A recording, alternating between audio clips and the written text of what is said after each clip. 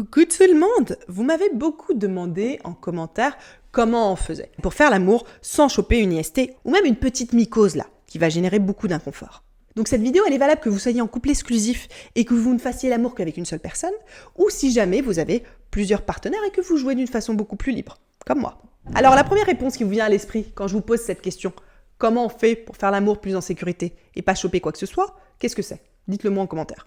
Probablement vous allez me dire mettre un préservatif, Aurélie. Et si vous êtes en couple exclusif, vous allez me dire moi je suis pas concernée, je suis en couple.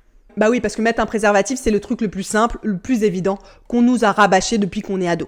Parce que le but c'était surtout de limiter la transmission du sida, qui était un vrai fléau de santé publique. Mais comme les gens ont de moins en moins peur du sida, ils mettent malheureusement de moins en moins de préservatifs. Mais faire l'amour plus en sécurité, pour pas choper une infection, autre que le sida, parce qu'il y a plein d'autres choses, ou pas choper une mycose, par exemple quand on est couple exclusif, c'est beaucoup plus large que ça, que de juste mettre un préservatif. Surtout que peut-être que vous en mettez pas avec votre partenaire, avec qui vous êtes en couple. Donc c'est très bien de penser en premier au préservatif, mais ne pensez qu'à ça, c'est ultra limitant. Ce sera un peu comme se dire, bon, il y a de la neige, je vais mettre des moon boots, mais je sors toute nue dans la neige. Alors oui, c'est sûr, je vais pas perdre mes pieds, je vais pas avoir d'engelure aux pieds, mais peut-être que je vais choper plein d'autres trucs et tomber malade, parce que je suis toute nue dans la neige à marcher avec mes super moon boots. Ce que je vais vous donner ici, c'est des collants, c'est une doudoune. C'est 10 astuces concrètes qui vont vous permettre de jouer plus en sécurité. Et que moi j'utilise au quotidien pour me protéger. Parce que soyons clairs les amis, la neige c'est juste trop cool, non? Donc on a envie d'aller dans la neige très souvent, sans attraper quoi que ce soit. Et c'est ça que va vous permettre cette vidéo. La première astuce que j'adore, qui va vous permettre d'être plus en sécurité et de pas choper d'IST ou de mycose, c'est quoi? C'est d'utiliser le potentiel de vos deux mains. Vous avez deux mains, j'espère pour vous, donc vous allez utiliser ce potentiel-là. Une main pour chaque pratique. Par exemple, vaginale et anale. Pour éviter de passer d'une zone à l'autre et de contaminer. Et si j'ai plusieurs partenaires, j'ai une main pour chaque partenaire. Cette main est pour Cassandra, cette main est pour Léa. Et quand je joue avec chacune, j'utilise l'une de mes mains. Et je ne vais pas croiser. Chaque sécrétion de mes partenaires que j'ai sur mes doigts ne passera pas de l'une à l'autre. Donc ce conseil pour ne pas choper d'IST ou de mycose, il marche aussi bien que vous soyez en couple exclusif ou que vous jouiez avec plusieurs personnes. Attendez 2 secondes avant qu'on continue plus loin et que je vous donne tous ces autres conseils pour jouer plus en sécurité, je vous propose un pacte. Un pacte d'explorateur. Moi, je vous crée des vidéos 100% gratuites pour aider à ce que tout le monde ait une sexualité plus épanouie. Et ce que je vous demande en échange, c'est quoi? C'est de venir voter avec moi. C'est de contribuer à cette révolution pour que la sexualité arrête d'être tabou et qu'on puisse tous plus jouer et prendre plus de plaisir. Ça consiste à quoi? Juste liker, commentez cette vidéo et abonnez-vous à la chaîne. C'est comme voter et ça va beaucoup aider. Merci. Le deuxième conseil qui est ultra important pour jouer plus en sécurité et pas avoir d'IST et de mycose, c'est d'utiliser du lubrifiant. Le lubrifiant, il va aider à ce que vous n'ayez pas de micro-lésions sur votre peau au niveau de vos muqueuses notamment. Parce qu'en fait, les micro-lésions, c'est comme des petites plaies que vous pouvez avoir qui vont augmenter significativement le risque de choper une infection. Donc évitez d'avoir des plaies à cet endroit, c'est un très bon conseil. On met du lubrifiant. Et pareil, si jamais on fait des caresses buccales, on évite de se laver les dents juste avant. Ça crée des micro-lésions dans la bouche qui peuvent, pendant que je vais donner du plaisir à mon ou ma partenaire, augmenter les risques de contamination. La troisième chose qui est ultra importante pour jouer plus en sécurité, quand on fait l'amour, c'est quoi? C'est d'oser se tester tous les 3 mois. Et d'oser demander aux autres personnes leur test. En soirée sexpo, au début, on a souvent un tour de parole où chaque personne va dire honnêtement de quand date son dernier test. Pour qu'on se sente aussi plus en sécurité tous ensemble. Demandez de quand date son dernier test à votre partenaire et vous faire tester régulièrement, c'est être responsable. Moi, je vous conseille vraiment tous les 3 mois. Et surtout, pour jouer en sécurité, c'est important de faire les bons tests. Faites un prélèvement de gorge si jamais vous faites des caresses buccales avec certaines personnes. Faites un prélèvement au niveau de votre porte de derrière si jamais vous jouez avec ça aussi. Donc faites tester les 3 zones. Ah oui, ce que je voulais dire, si vous êtes un homme, on n'enfonce plus un coton-tige au niveau de l'urètre. Vous allez juste faire pipi dans un bocal. Donc il n'y a plus de raison de ne pas y aller là. Et si jamais vous voulez retirer le préservatif avec votre partenaire, montrez-vous vos résultats. C'est une preuve de confiance aussi et d'engagement. La troisième chose qui est ultra importante pour jouer en sécurité et limiter les risques de choper une infection, c'est de toujours se laver les mains avant de toucher les parties intimes de son partenaire. Et ça, que vous soyez un homme ou une femme, et que vous alliez toucher un homme, une femme. Imaginez, vous avez pris le métro, vous avez touché la barre du métro. Est-ce que vous avez envie qu'on touche votre intimité qui a touché cette barre de métro? Franchement, non. Donc lavez-vous les mains, c'est un super bon réflexe. Pareil, si vous avez déjà joué avec quelqu'un d'autre, lavez-vous les mains, comme ça vous passez pas d'une personne à l'autre. Et le prolongement de ce conseil, c'est d'oser demander à l'autre personne de se laver les mains.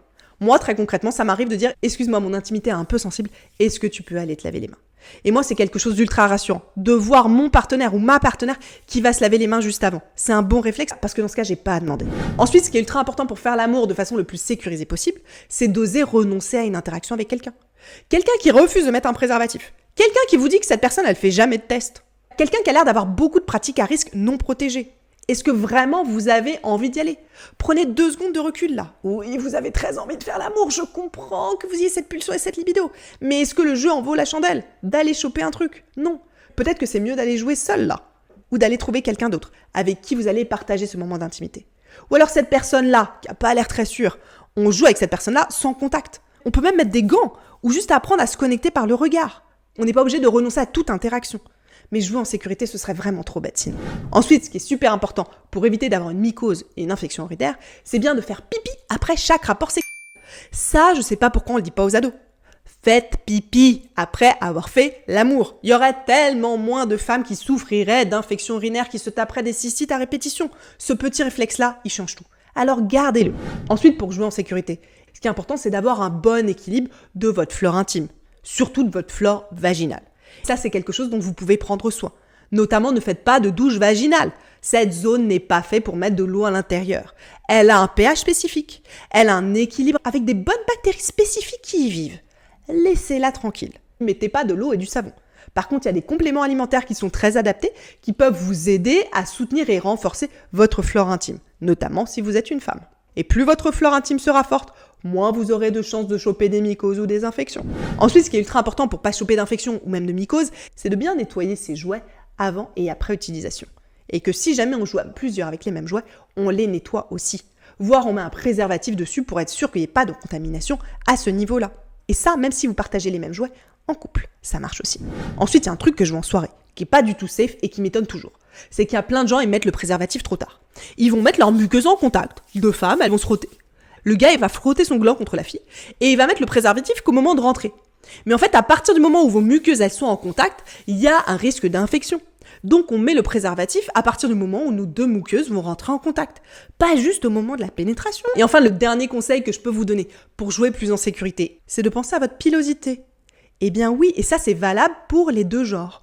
Nos poils sont une barrière naturelle qui permettent de limiter les infections. Ils ont donc un vrai rôle à jouer. Donc l'épilation totale n'est pas forcément la meilleure option ici.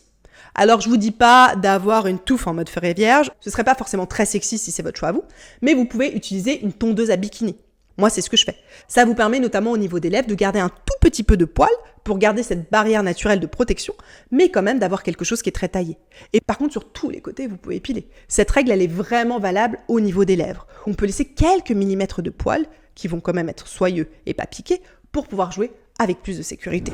Voilà les amis, vous avez 10 astuces concrètes pour vous aider à jouer plus en sécurité, que vous soyez en couple exclusif ou alors que vous jouiez avec beaucoup de personnes. Et je voulais bien sûr rappeler ici en conclusion qu'on n'a jamais de rapport non protégé, qu'on met un préservatif, à part si on a fait des tests avec cette personne-là.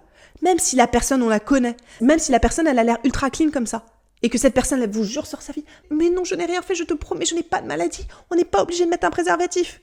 Non, non, non. À part si cette personne a fait des tests et qu'elle peut vous présenter et qu'elle a suivi un protocole très strict, on met un préservatif. Protocole strict, c'est quoi entre 2 personnes qui veulent retirer un préservatif? C'est 6 semaines de rapport protégé avec tout le monde, ensuite test sur les 3 sites et ensuite se montrer nos résultats. Ça permet de retirer le préservatif. Moi, c'est ce que j'ai fait avec mon amoureux. Et ensuite, c'est garder un cadre de sécurité autour pour éviter des contaminations croisées, notamment si vous avez d'autres partenaires. Et c'est d'être sûr que l'autre personne, elle va bien mettre un préservatif avec tout le monde et appliquer tous les conseils que j'ai donnés dans cette vidéo. Sinon, il y a des risques de contamination croisée. Et pour la partie caresse buccale, je vais faire une vidéo dédiée sur le sujet. Donc, abonnez-vous bien pour y avoir accès. Merci beaucoup les amis. Prenez beaucoup